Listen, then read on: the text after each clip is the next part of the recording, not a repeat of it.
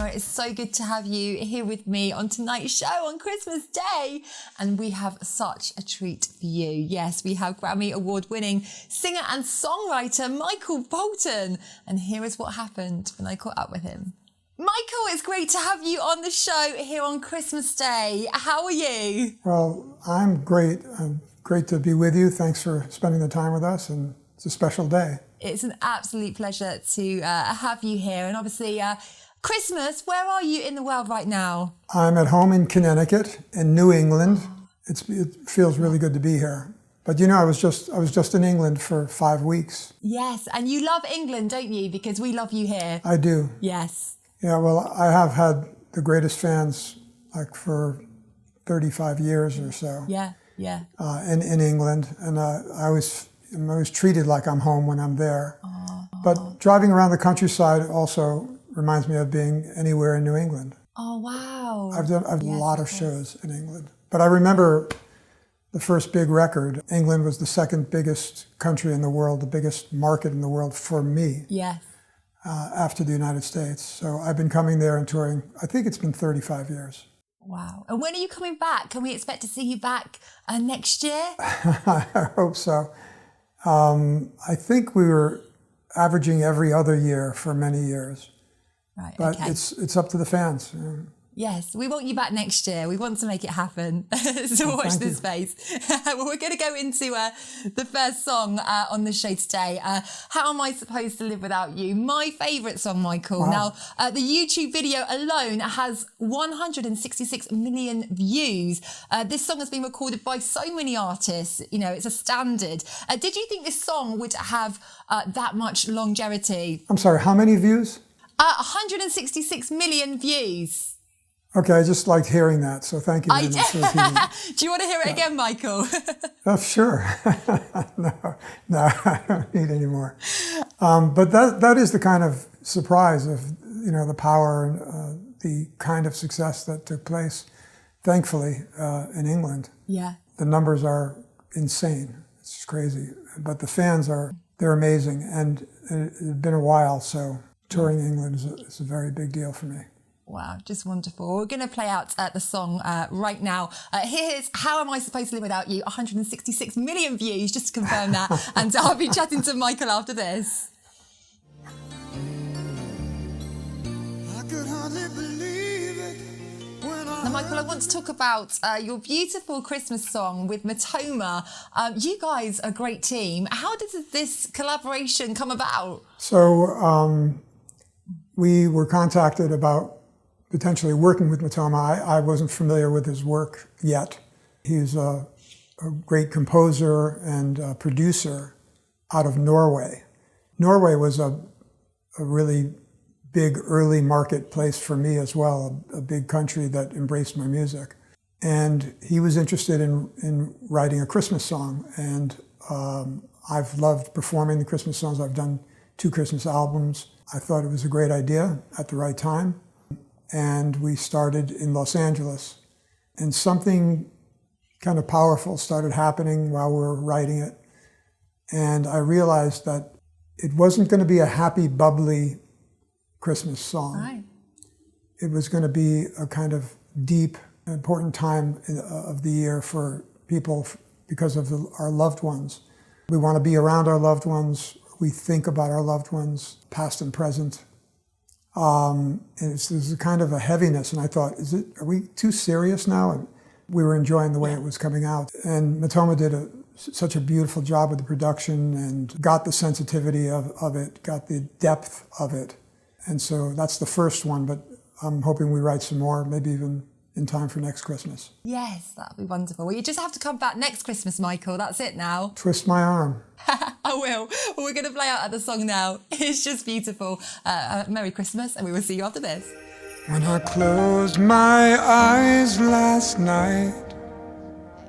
Now, Michael, you become one of the world's biggest singers in the 80s. But what was it like when you first started out? Hunger is a word that comes to mind. When I first started out, I was writing songs and sending tapes around. I had a manager who went to New York City and wouldn't leave the office until someone in New York City in the music business listened to the tape. God. I think that people were impressed with Wow. his commitment.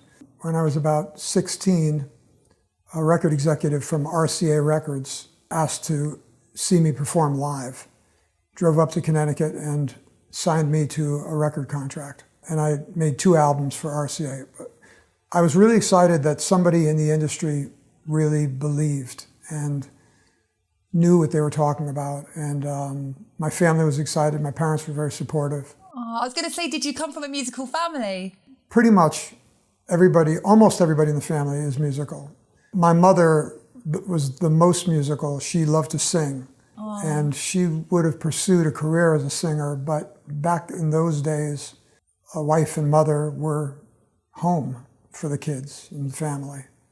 So in a way, I kind of lived out her dream. And she used to come to shows and sing along. I would introduce her to the audience. Yeah, I mean, we're talking about a long time ago, but I didn't know it was going to take as many years as it did to have success. I was making records at 16, but I didn't have a hit till I was 34. God, it just shows, doesn't it, that, you know, for people that want to get in the industry, you know, you've got to keep going. And was that always your thing? Did you have a plan B, or were you like, no, this is what I want to do and I will make it happen? I had no plan B. Wow. I had none. I had no other option on the table. It's all I wanted to do since I was probably 9 or 10 years old. And I would listen to music in a different way than my friends did. They would ask me to sing them a couple of lines from the new greatest hit, you know, that was out.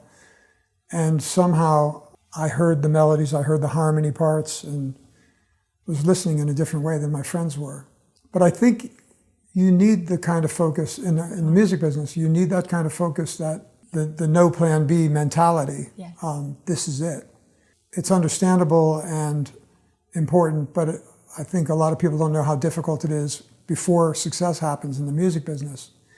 There's no paycheck at the end of the week. It's, did the record hit? Is it selling? Did you write the song? Are there any clubs for us to play? Like, what's the source of income? But you're not thinking about that when you have a record executive saying, we're signing you, and as of February, you're going to start recording, and you know, you just go, wow, how do I get ready for this? And you don't know what you're doing either. But it was a long climb. And sometimes I describe it as a long walk out in the desert. And someone along the way who's in the business says, you've got what it takes to make it, so don't give up. Yes, and that's like like that. A cup of water in the desert. Yes, and I mean, when you get that success, I guess it makes you appreciate that even more. Yeah, it means a lot more when it's been that many years. And so that whole starving artist cliche, it's very accurate. It's unfortunately, it's the way it is until you make it. Then things change. It's been a long journey.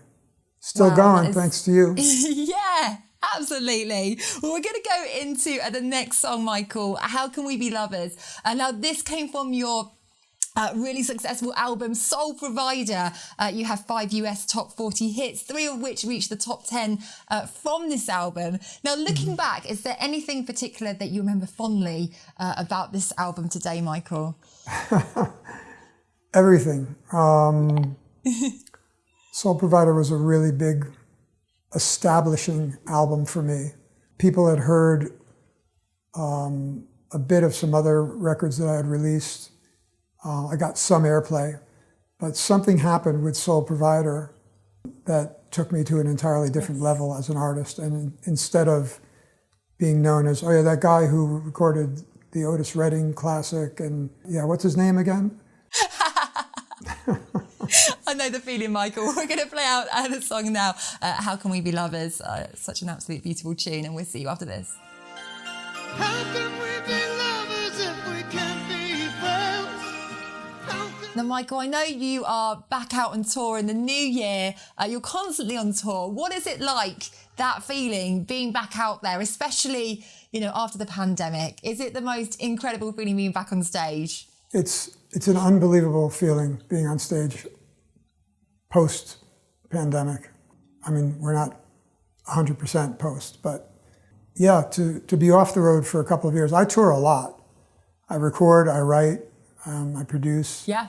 and I tour. And not being able to get up on stage and perform in front of the fans anywhere in the world, it doesn't make sense psychologically. It doesn't feel right. But then you realize as you get closer to the first show that the audience hasn't seen anyone in a couple of years as well, let alone, the fact that they're there that night. It's an emotional experience because the weight of it hits you as the show goes on. You definitely will never take touring for granted or performing for a live audience for granted. Spent all these years thinking, I don't know if I'm going to have a career in music, but I'm going to give everything to try. And then you have it. And you don't think that something like this could threaten your ability to do what you love. But the audience is feeling the same thing, and they're singing all the words. Basically, I just aim the mic and they just take over. England it's a precious place for me. Oh. And you know some of the story. You know why, because I've just told you how long I was at it. And then you always have somebody at the record company telling you how well you've done in this country, in this territory, on this continent, in this place. The UK was top of the list with the US, basically. So I always felt a special level of being welcomed there. My daughter actually came to see me and came to the show. Oh yes, I saw a photo on your Instagram. I think you were outside Yeah. the Royal Albert Hall. Yes, we're right in front of the Albert Hall. It's a beautiful venue, isn't it? Excuse me, the Royal Albert Hall. Yeah, Yeah. it's magnificent. Yeah. My favorite building in the world to play. Yeah. I think I've only seen it, in the daylight once or twice, basically. But I got to spend a day walking around the city and hanging out with my daughter, my youngest daughter, and it was so much fun. It's good being a tourist in London, isn't it? Seeing all the attractions. I live there, but I still am a tourist. Yeah, I'm definitely, as you could tell from our posts, happy to be there, happy to find another place to take another picture. Yeah, I become a tourist as well. Well, Michael, do come back and visit us here in the UK because we can't wait another year. It's going to be too long. I think that we were both spreading the word that I want to come back as soon as possible. So hopefully the fans will speak and the promoters will listen. Yes, yes. Hope Absolutely. to see you over there soon. Well, we're going to go into the next song, Time, Love and Tenderness. This is my mum's favourite, Michael, so I'd like to dedicate this to my mum because then I'll be her favourite child on Christmas Day. Okay. Now, were you approached to sing this, or was this song specifically written for you, Michael? No, this song was written by a dear friend of mine, one of the most celebrated songwriters in the world, Diane Warren. Diane Warren has written a lot of hits, and we became good friends and started writing together. We found out that we both had our first hit on the same album.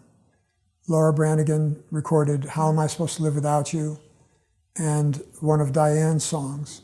And we had so many similar stories about people not returning our phone calls, record executives not knowing who we were, like we were not even vaguely familiar to them.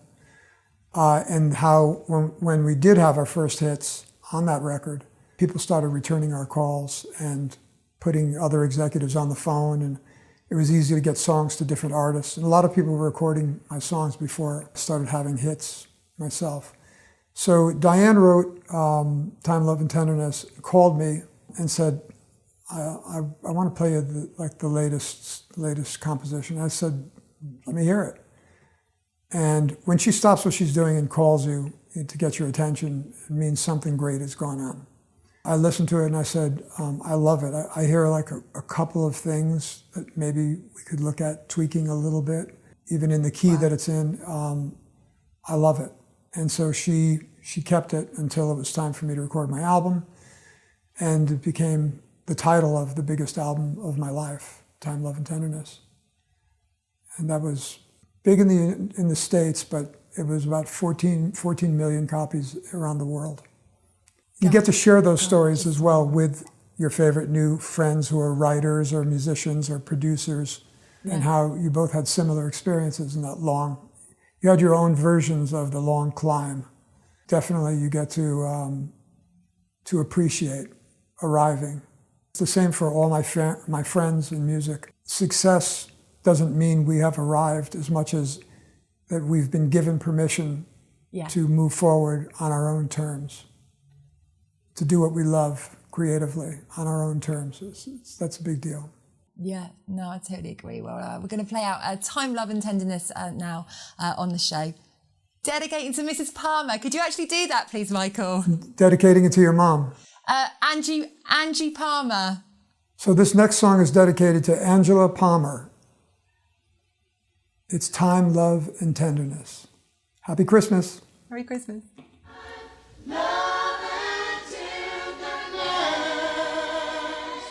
Now, Michael, we have got some questions from some of our lovely viewers. Michelle would like to know, what's been the absolute highlight of your career? If there's one thing that you could say, that's it. I'm not exaggerating when I say, fortunately, I can't give you one highlight, because there were so many things that happened where I thought, this is the high point of my career. Yeah. And then something else would happen after that, you know. So getting to sing with Ray Charles 3 times, and he's the strongest influence I had as a singer as a kid. Singing with Luciano Pavarotti, with Princess Di in the audience, in the front row. Wow. No one told me that she was going to be there, but it was a fundraiser for the children of Bosnia. And she's always doing giant fundraisers for kids. So it made sense, but nobody gave me any warning. God. And I was learning Italian for singing with Pavarotti. No. And had this kind of surreal moment going on.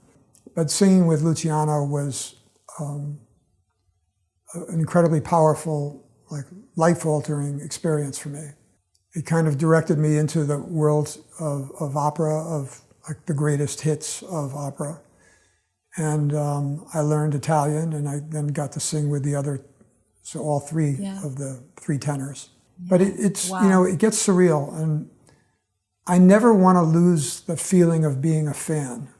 I never want to not be excited to meet someone whose work I've enjoyed so much. It can be dangerous sometimes if the person is just not pleasant. It can kind of ruin your perception of you know, their music or their work. But I've been really fortunate that way. For the most part, I would say, if not always, the people I've really wanted to meet were gracious with me. Oh, I love that. Stevie Wonder was backstage at an event, and I was done with my rehearsal, and I asked someone working there if there's a way I could meet Stevie. And they said, yeah, let me go say hello. And they went over and they spoke. And the next thing I know, Stevie Wonder was walking towards me, singing, "How Am I Supposed to Live Without You?" Oh. And I was like, what is going on here? So there have been moments like that that make it impossible to choose one. I've been a fan of a lot of great artists that I've had the great fortune to meet and then eventually work with in some capacity. Very grateful for that. So I'm not trying to deprive you of a single favorite, but there have been so many powerful otherworldly moments that I can't give you one. Wow, I could listen to this all day, Michael. This is just incredible. We're going to go into the next song, Said I Loved You, But I Lied. Now, Karen says, now you're no stranger to the Grammys.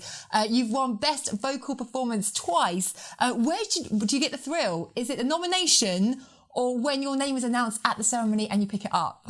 So it's multiple times. The nominations were, again, moments that you're like, you think your friends are putting you on and they come up with this fake story about that particular Grammy Best Male Performance. You find out who you're basically among for nominations for that year.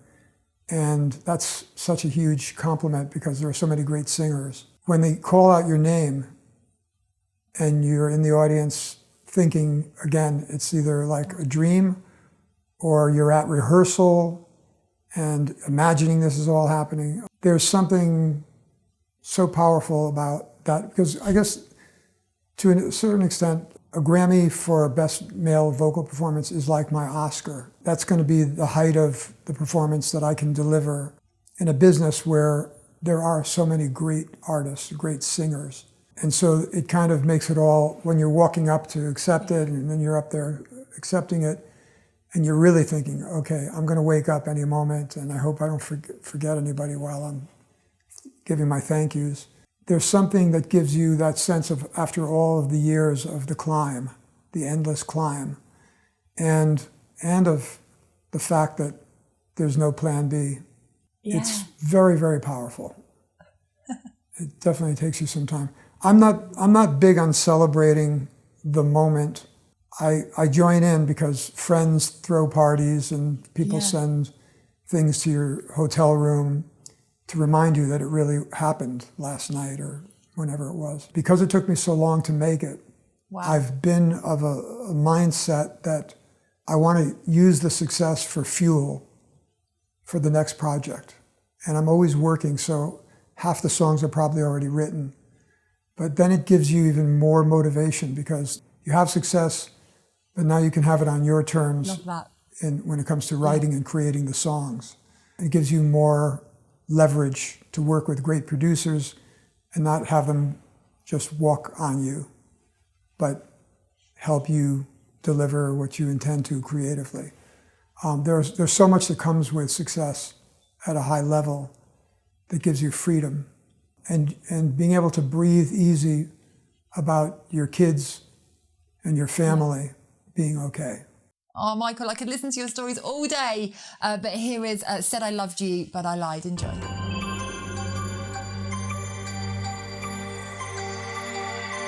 Now we're going to go into the last song, Michael, When a Man Loves a Woman, a real fan favourite.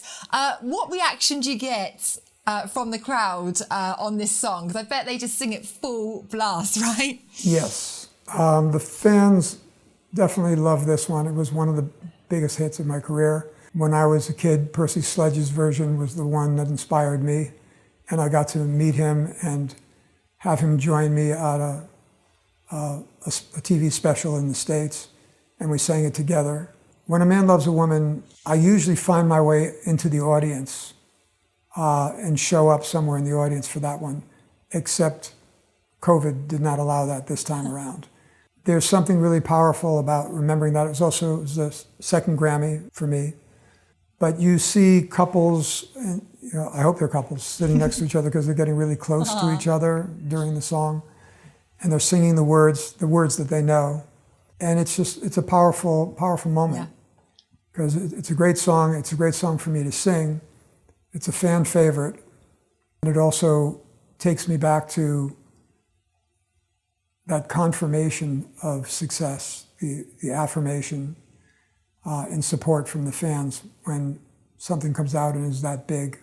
Again, I just don't take it for granted. And so it just sits in a very deep place for me. Oh, well, we're going to play the song out on the show now. But Michael, thank you so much. And not only has this made our Christmas, made my mum's Christmas as well, because she's going to be dining out on that video for sure. And just hearing your journey, actually, because I think a lot of us didn't realise, your success and where you've come from and the years it took you. It's just been so interesting hearing everything and your journey, Michael. Thank you for sharing that with us. Well, my pleasure. You've been very patient in hearing the whole journey and almost in real time. I've loved it. Yeah, no, it's been wonderful. And when you come over to England, do let us know. We'll take you out to Big Ben, the London Eye. If you haven't done it already, come and be a tourist here. Yes, and bring your mom. My mum will love that, absolutely. Well, thank you so much, Michael. This has been such an honour. Honestly, Christmas Day, what a treat for us all. Thank you so much. It is Michael Bolton, everyone. Merry Christmas, everybody. Wow, huge thank you, Michael Bolton, for being such an incredible guest on tonight's show. And thank you to you for joining me on Christmas Day. It really has been such a treat. Thank you. Now, I will see you same time, same place next week. Merry Christmas. And I'm going to leave you with When a Man Loves a Woman. Enjoy.